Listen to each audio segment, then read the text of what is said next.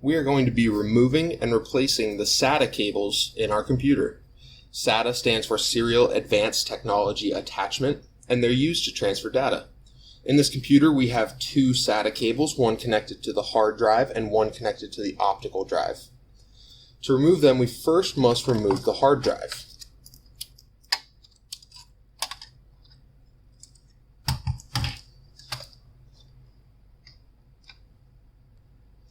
Now, getting a few more cables out of the way will help us get a better look at it.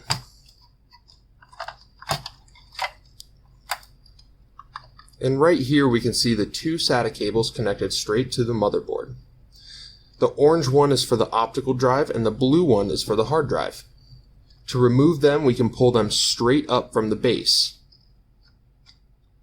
Some SATA cables do have clips on them, so if you find one with a clip, be sure to push the tab in before you pull up.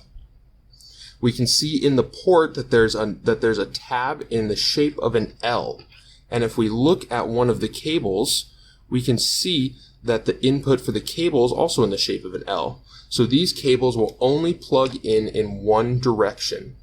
To replace them, make sure you have them lined up correctly and push them back into their ports. We can then replace the other cables.